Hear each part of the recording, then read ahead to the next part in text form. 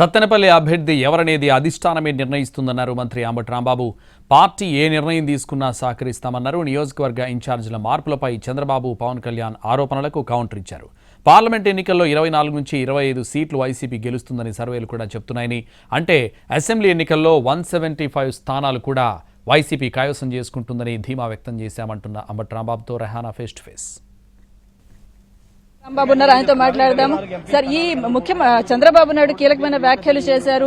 చెల్లని కాయని ఎక్కడైనా చెల్లదు ఈ మార్పులకు సంబంధించి. ఆయన గురించి ఆయన చెప్పేట్టున్నాడు, ఆయన చెల్లని కాయన, అందువల్ల ఆయన ఎక్కడ చెల్లడు, మళ్ళా చెల్లడు. చంద్రబాబు చెల్లని కాయన్, ఆయన ఎక్కడా చెల్లడు, చెల్లబోడు. అది ఆయన కామెంట్ కి అర్థం. అంటే మీకు సంబంధించి కూడా మీ సెగ్మెంట్ లో కూడా మార్పులు జరుగుతాయి. ఏం చేస్తాడు కాయన్? మా పార్టీలో సంస్థాగతమైన మార్పులు, చేర్పులు, టికెట్ల మార్పులు అన్నీ ఉంటాయి. అవి సహజమైనటువంటిది. ఏ రాజకీయ పార్టీ అని చేసే కసరత్తు. మేము చాలా ఎర్లీగా అన్ని కసరత్తు జగన్మోహన్ రెడ్డి గారు చేస్తున్నారు. మంచి ఫలితాలు మాకు వస్తాయి. 24 సీట్ల నుంచి 25 పార్లమెంటు సీట్ల వరకు ఆంధ్ర రాష్ట్రంలో వైఎస్ఆర్ కాంగ్రెస్ పార్టీ గెలవబోతుంది అని చెప్తున్నారు. దాన్ని బట్టి అర్థమవుతుంది ఏంటి?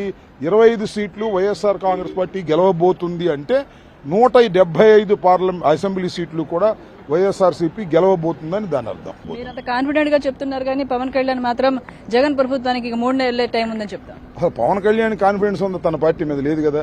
తను ఎన్ని గెలుస్తాడో తెలియదు, తనకు ఎంతమంది క్యాండిడేట్లో తెలియదు, తాను ఎక్కడ నిలబడతాడో తెలియదు, అతను ఆంధ్ర రాష్ట్రం కాదో అతనికి తెలియదు. అతని మాటలకు మనం సమాధానం ఏం చెప్పగలుగుతాం? Is a most immatured politician. రాజకీయాలకు పనికిరానటువంటి వ్యక్తి, రాజకీయాలు తెలియనటువంటి వ్యక్తి పవన్ కళ్యాణ్ గారు. వారికి మనం సమాధానం చెప్పాలంటే కొద్దిగా కష్టమైన అంశం. తాను కట్టడం వల్లే పట్టిసీమ నుంచి నీటిని విడుదల చేయలేదు, దానివల్ల మిచోంగ్ తుఫాన్లో పంట నష్టమని చంద్రబాబు. ఇవన్నీ తాను పట్టిసీమ కట్టడం ఏంటి, తాను అసలు ఇంకోటి ఏంటి, పోలవరాన్ని కూడా తానే డిజైన్ చేసి పూర్తి చేశాను అంటున్నాడు. ఇన్ని పిచ్చి మాటలు.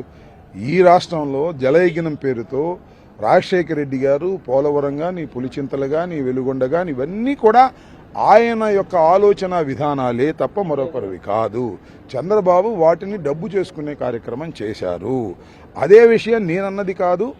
పోలవరం విషయంలో ఇప్పుడు ప్రధానమంత్రి గారు కూడా, ఆయన పార్ట్నర్గా ఉన్నటువంటి ప్రధానమంత్రి గారు కూడా ప్రభుత్వంలో ఆయన చాలా స్పష్టంగా చెప్పాడు, ఏటీఎం లాగా వాడుకున్నాడు చంద్రబాబు నాయుడు పోలవరాన్ని అని. ఇంతకన్నా ఏమి సాక్ష్యాలు కావాలి? ఏదో మాట్లాడుతూ ఉంటాడు, జైలుకి వెళ్ళి వచ్చిన తర్వాత బుర్ర చెడిపోయి మాట్లాడుతుంటాడు. అది పెద్దగా పట్టించుకోవద్దని ప్రజలకు నేను మనవి చేస్తాను. వైసీపీ నుంచి అసంతృప్తులను చేర్చుకోము, మంచి వాళ్ళు ఉంటేనే చూసి ఆలోచించి తీసుకుంటామంటున్నారు చంద్రబాబు. చేర్చుకోమని ఆయన్ని వైసీపీ వాళ్ళు చేర్చుకోమని ఎవరు అడుగుతున్నాడు? వాళ్ళని ఎన్ని ఉన్నోళ్ళు పోతున్నారంటే. వాళ్ళు ఎవరో ఒక ఆయన ఎంపీ పోయాడని విన్నాను, ఎంతవరకు నిజమో నాకు తెలియదు. వాళ్ళు ఎంపీ ఉన్నోళ్ళు పోతారు, అది మునిగిపోతున్న పడవ. చంద్రబాబు నాయుడు గారు, పవన్ కళ్యాణ్ గారు కలిసి ప్రయాణం చేస్తున్నది మునిగిపోతున్న పడవ. ఆ మునిగిపోతున్న పడవలోకి ఎవరైనా వెళ్లారంటే అమాయకుల కింద లెక్క. రాజకీయ అవగాహన లేనివారు, ముందు చూపు లేనివారు. అది అర్థం. కాంగ్రెస్ కూడా చెప్తుంది మాతో ఎమ్మెల్యేలు టచ్ లో ఉన్నారు. కాంగ్రెసా ఉందా ఆంధ్ర రాష్ట్రంలో? మాదిరి ఉందని మీరు అనుకుంటే నేను సమాధానం చెప్పలేను. ఇంకో విషయం చెప్పండి ఫైనల్ గా, సత్తెనపల్లిలో నెక్స్ట్ అభ్యర్థి అంబటి రాంబాబు ఎక్కడైనా వేరే చోటకి నన్ను అడిగితే లాభం, జగన్మోహన్ రెడ్డి గారు చెప్తారు దానికి. I have my confidence. అవి బహిరంగ చెప్పాల్సిన అవసరం లేదు. జగన్మోహన్ రెడ్డి గారు విల్ డిసైడ్. జగన్మోహన్ రెడ్డి గారు ఏ నిర్ణయం తీసుకుంటే ఆ నిర్ణయాన్ని శిరోధార్యంగా భావించి వెళ్లేటటువంటి వ్యక్తి అంబటి రాంబాబు. సో ఇది అంబటి రాంబాబు స్పష్టం చేస్తా ఉన్నారు. తన సెగ్మెంట్ కి సంబంధించి ముఖ్యమంత్రి ఏ నిర్ణయం తీసుకున్నా కూడా తాను దానికి కట్టుబడి ఉంటానంటున్నారు. మరోవైపు చంద్రబాబు, పవన్ కళ్యాణ్ చేసిన విమర్శలకి కౌంటర్ అటాక్ చేశారు. కెమెరా పర్సన్ లక్ష్మణ్తో రెహానా, ITV, సెక్రటరీ.